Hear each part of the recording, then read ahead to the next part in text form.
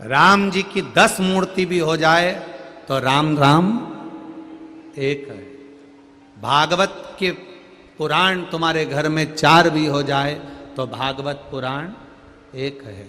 रामायण तुम्हारे घर में 10 हो जाए पर रामायण एक है, एक है। क्या घर में 2 ठाकुर जी रख सकते हैं? क्या घर में 2 शिवलिंग रख सकते हैं? रखो।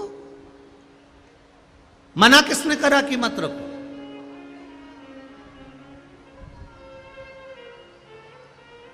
कौन मना कर रहा है? करो भजन भगवान का, भगवान की अविरल भक्ति में डूबो, पर ढोंग और प्रपंच से दूर। ढोंग प्रपंच के चक्कर में बिल्कुल मत पड़ना। ढोंग की जिंदगी जीने से अच्छा है कि ढंग की जिंदगी जी लो और राम नाम, कृष्ण नाम, शिव नाम ले लो, बहुत उतना। ढोंग प्रपंच से दूर। कई लोग मिलेंगे आपको आपकी जिंदगी में महाराज जी, बहुत मिलेंगे। कोई कहेगा तुमको ये दोष लग गया, कोई कहेगा तुमको वो दोष लग गया, कोई कहेगा पितृ दोष लग गया, कोई कहेगा वास्तु दोष लग गया, कोई कहेगा काल सर्प दोष लग गया, कोई कहेगा ये दोष लग गया। सारे दोषों का बाप कौन है?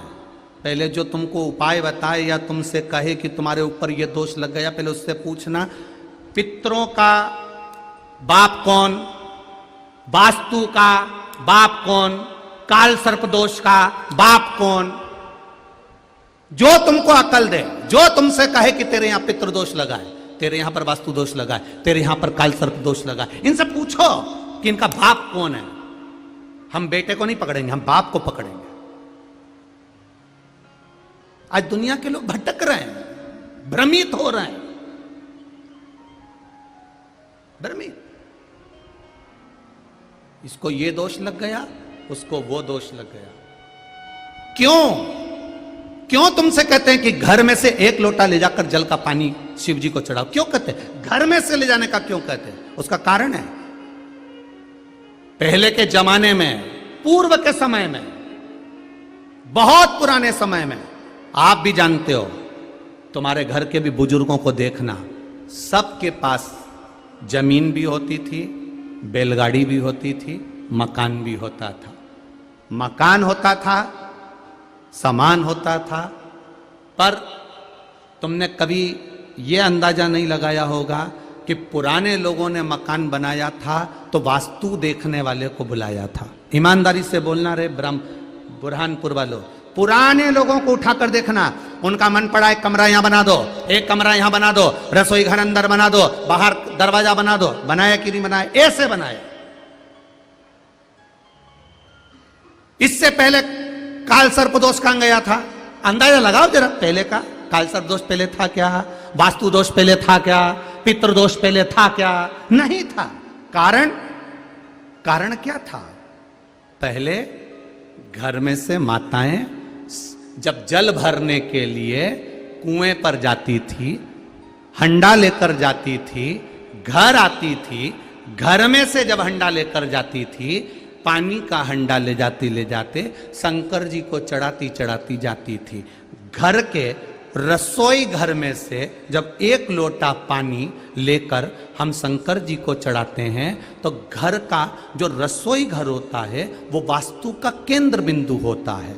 घर में से जब पानी लेकर जाते हैं तो घर के अंदर से निकल कर जाते हैं तो सारा वास्तु का भाव उस पानी में आ जाता है।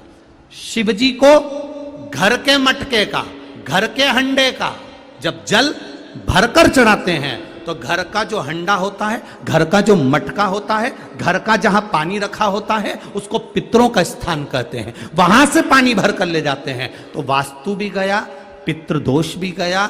और जब हम शिव जी को चढ़ाते हैं, अपने घर का जल घूमते हुए लेकर जाते हैं तो काल सर्प दोष भी समाप्त हो जाता है। ये 3 दोष अपने आप मिट जाते हैं। काल सर्प दोष पहले था नहीं, आया कहां से? केवल एक जगह से काल सर्प दोष आया है। घर में लड्डू गोपाल भी हैं, शंकर जी भी हैं, गणेश जी भी हैं, देवी भी है, देवता भी हैं। सबके घर में है कि नहीं? बोलो बोलो, जम के बोलो जरा, है ना? थाली में तुमने सब देवता को रख लिया, रखा कि नहीं रखा? सुबेरे सुबेरे लोटा भर के पानी से सबको नहला दिया। शंकर जी का चढ़ा हुआ पानी भी उसमें है, गणेश जी का चढ़ा पानी भी उसमें है, देवी का चढ़ा पानी भी उसमें है। सारे देवताओं का जल उस पात्र में भरा हुआ है, उस पात्र के अंदर। अब वो पानी ले जाकर तुमने काय में डाला? किसी पेड़ में नहीं डाला, उसको ले जाके तुलसी जी में डाल दिया। अब शिव पुराण की कथा कहती है कि गणेश जी, शिव जी, शंकर भगवान और वृंदा के पति को देवादिदेव महादेव ने मारा था। तो वृंदा ने कह दिया था, मैं कभी आप पर नहीं चढ़ूंगी, चढ़ूंगी तो केवल मंजरी के रूप में चढ़ूंगी, कभी नहीं चढ़ूंगी। केवल एक बैकुंठ चतुर्दशी का दिन ऐसा होता है जिस दिन तुलसी देवादिदेव महादेव को चढ़ती। बाकी के समय अभिषेक में अगर ब्राह्मण देवता पूजन करा रहे हैं तो तुलसी की मंजरी का भाव आता है, मंजरी का भाव आता है। मैं नहीं चढ़ूंगी तुम पर। अब शिव जी का चढ़ा हुआ जल, गणेश जी का चढ़ा हुआ जल तुमने तुलसी जी में चढ़ा दिया, सर्प के डसे का दोष लग जाता है। उसी को काल सर्प दोष कहते हैं। ये पहले नहीं होता था, क्योंकि पहले घर के बाहर वृक्ष लगे होते थे, पेड़ लगे होते थे। तो पहले के लोग भगवान के स्नान का जल तुलसी में कभी नहीं डालते थे। पहले के लोग भगवान के स्नान का जल पेड़ों में डालते थे, वृक्षों में डालते थे। अब आज के जमाने में किसी के मकान में इतने वृक्ष नहीं है कि वो वृक्षों में ले जाकर डाल दे, और डालते भी नहीं है। डालेंगे तो वो तुलसी में ही डालेंगे, डालेंगे तो तुलसी में। अंतर होता है, और यही तो हमारे संस्कार हैं, ये हमारे संस्कार हैं। एक प्रैक्टिकल करके देखना। सासू मां से निवेदन, एक प्रैक्टिकल करना घर में। कपड़े धोना, और कपड़े का धुआ हुआ जो पानी है ना, उसको घर के बच्चे को दे देना। ले, इसको डालिया। घर का बच्चा वो कपड़ा धोया हुआ पानी ले जाकर तुलसी जी में डालेगा क्या? जम के बोलो जरा। नहीं, घर का बच्चे से ये मत कहना कि इस पानी को कहां डालना, बस इतना कह दो, कपड़े धोया हुआ पानी बच्चे को पकड़ाना और कह देना कि इसको डालिया। और भगवान के स्नान का वो पात्र तर्पणा वो बच्चे के हाथ में पकड़ा देना। जब वो कपड़े की धोई हुई बाल्टी लेके जाता है तो यूं यूं हिलाता हुआ जाता है, पर तर्पणा का पानी लेकर जाता है। धीरे धीरे धीरे धीरे लेकर जाएगा, बिल्कुल रास्ती रास्ती लेकर जाएगा, और वो धीरे से ले जाकर काय में डालेगा? तुलसी जी में डालेगा। ये हमारा सनातन धर्म का संस्कार है, ये हमारे सनातन धर्म का संस्कार है। बर्तन का पानी, कपड़े का पानी किसी के हाथ में पकड़ा दो, वो कभी तुलसी में नहीं डालेगा। छोटे से छोटा बच्चा भी उस पानी को ले जाकर कहीं फेंक देगा, पर तुलसी में नहीं डालेगा। और हमारे यहां का बच्चा अगर भगवान के स्नान का जल होगा तो एक बूंद नहीं गिरने देगा। दादी ने कहा धीरे धीरे लेकर जाएगा, आराम से लेकर जाएगा, गिरने नहीं दूंगा। और उससे बन भी नहीं रही तो भी चढ़ चुढ़ा के तुलसी में तो डाल देगा। ये मेरे भारत की भूमि का संस्कार कहता है। ये सभ्यता है सनातन धर्म, ये संस्कार है सनातन धर्म। करा भजन,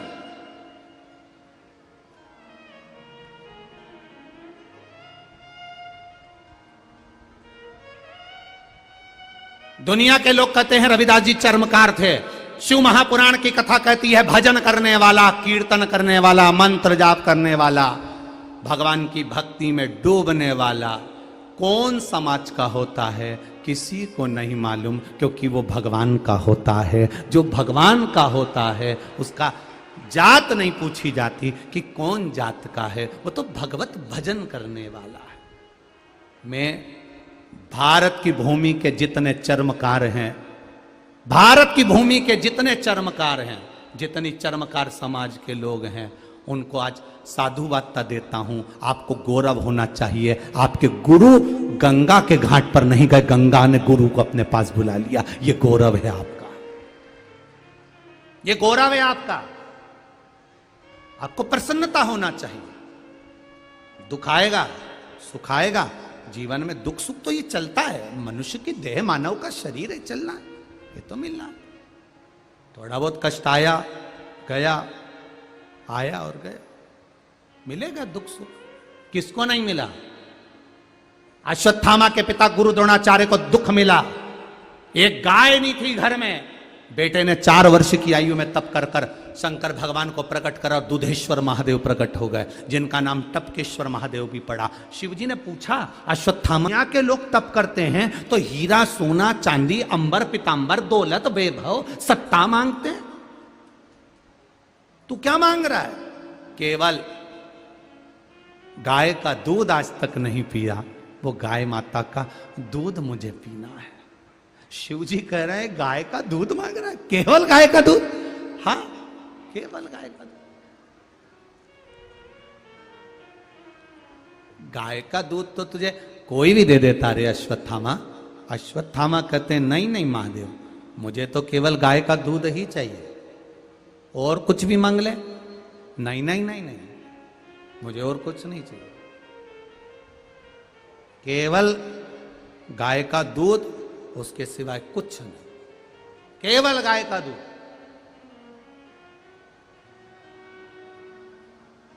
केवल गाय का दूध। हाँ, शिवजी ने कहा ठीक है अश्वत्थामा ले। भगवान देवाधिदेव महादेव ने शिवलिंग जो अश्वत्थामा ने रखा था, उस शिवलिंग में से दूध की धार बाहर निकाल दी। शिवजी का नाम दूधेश्वर महादेव पड़ गया। अश्वत्थामा उसका आचमन कर रहा, अश्वत्थामा आचमन कर रहा, आचमन।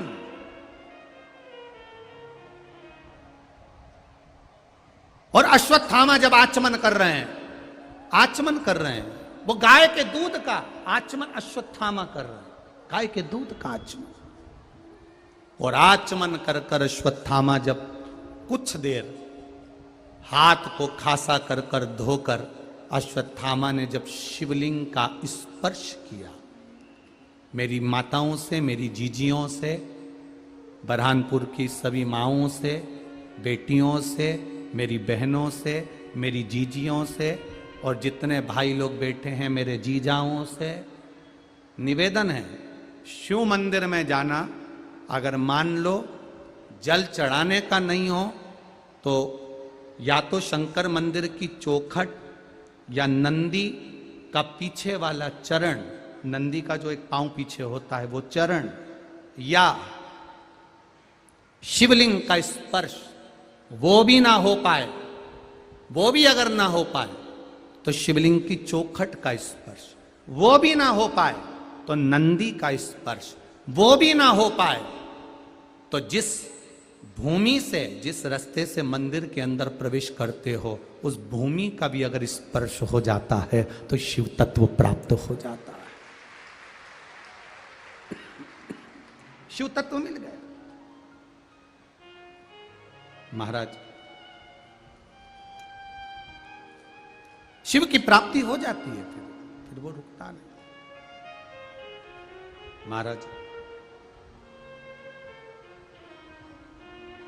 कहते चलो, क्या गुरु द्रोणाचार्य के जीवन में दुख नहीं आया है? ये तकलीफ, ये कष्ट, परेशानियां, दुख जो मृत्यु लोक में जन्मा है उसको आना ही है।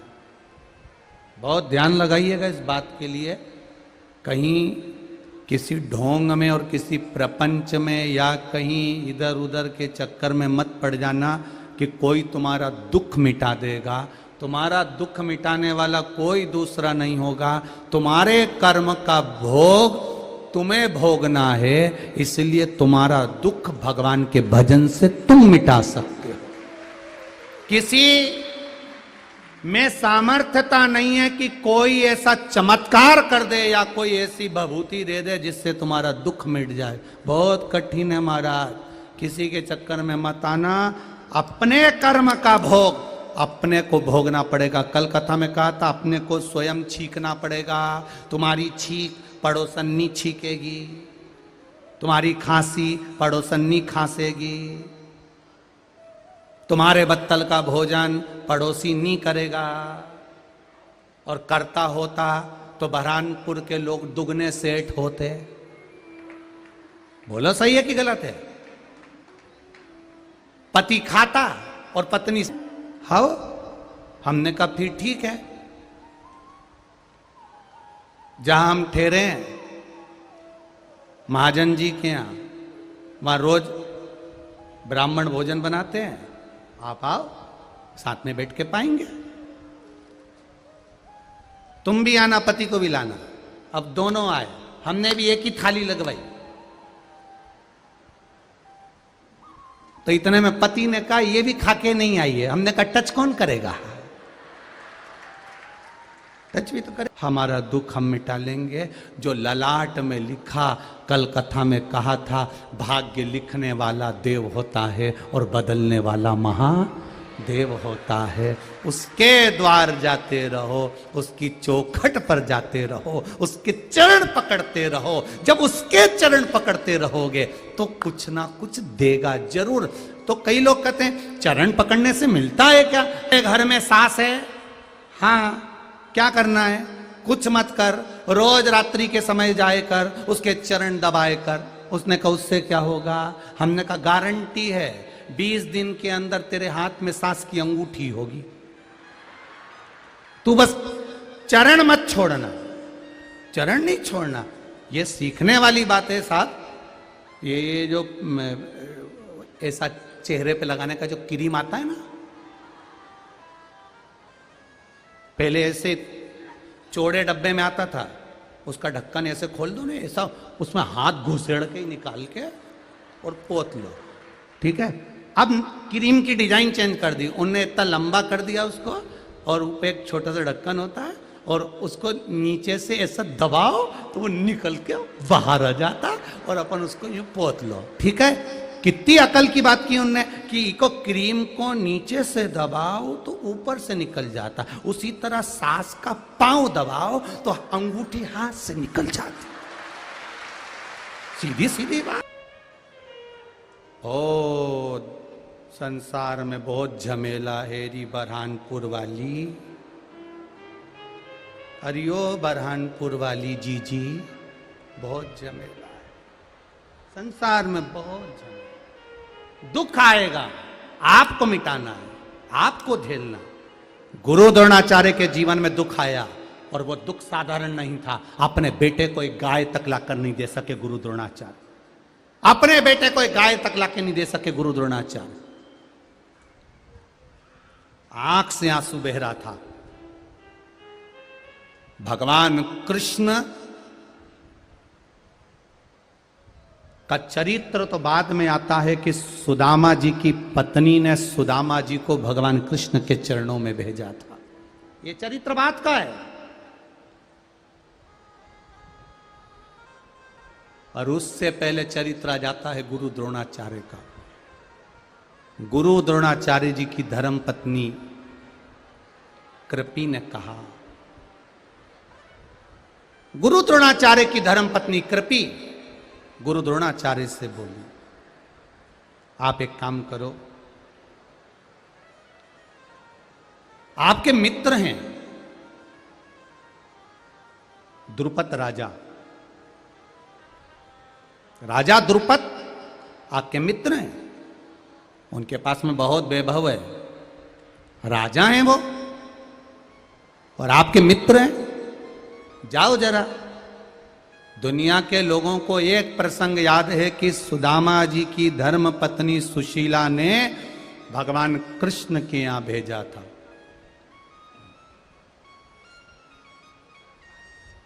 कितनी चतुर थी सुशीला,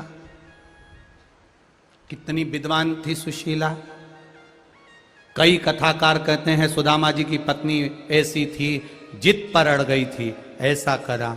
अरे दुनिया के लोगों को सुशीला जैसा ज्ञान होना चाहिए कि सुशीला अपने पति सुदामा को भेज रही हैं तो भगवान कृष्ण के दरवाजे पर भेज रही हैं, द्वारका भेज रही हैं। नहीं तो आज की पत्नी पति को सुबह से उठाने के लिए जिंदगी पड़ी है, पूरा जीवन पड़ा है कमाने के लिए। किसके लिए कमा रहे हो? 8 बजे से दुकान खोल कर बैठते हो रात के 10 बजे तक, किसके लिए कमा रहे हो? चैन की 2 रोटी नहीं खा पाते, अच्छे से जिंदगी नहीं जी पाते। डब्बे का भोजन कर करके, ठंडा भोजन कर करके जिंदगी निकल रही है। कमा कमा कमा कमा कमा, आखिरी में यही छोड़ा, इतना बड़ा फोटो टंग गया और उस पे भी प्लास्टिक के फूल की माला, और वो माला भी पंखे में हिल रही है ऐसे, और फोटो में तुम मुस्कुरा रहा। तुम देखे ना जितने भी घर में फोटो टंगे रहते हैं, एक भी रोता हुआ नहीं मिलेगा, सब कोई टोपी लगाया हुआ, कोई पल्लू डाले मुस्कुरा। एक भी फोटो ऐसा नहीं मिलेगा जिसमें कहीं का रोता मिला। वो जिंदगी भर रो के मरा भी है ना तो फोटो में तो मुस्कुराता ही मिलेगा, जब भी मिलेगा ऐसा ही मिलेगा, मुस्कुरा। क्यों? ये मरे हुए के फोटो। घर के बच्चे पूछेंगे कि इनके ऊपर पैसा क्यों फेंक रहे हो, तो बूढ़े लोग कहेंगे पूरी जिंदगी जोड़ जोड़ के मर गया, अब इसके बाप में दम हो तो उठा के बता दे, उठा ले। पूरा जीवन जोड़ जोड़ के मर गया, अब उठा ले। नहीं उठा सकते, बड़ा है। आंखें बंद, नाक में 2 रुई ठुसी हुई, आलू कटे हुए में 4 अगरबत्ती लगी हुई, स्टैंड भी नहीं मिलेगा। गाड़ी का स्टैंड ढूंढने वालों, तुम्हारी अगरबत्ती के लिए स्टैंड नहीं मिलेगा। सुन लो जरा अच्छे से। घड़ी कंपनी की, कपड़े ब्रांडेड, चश्मा भी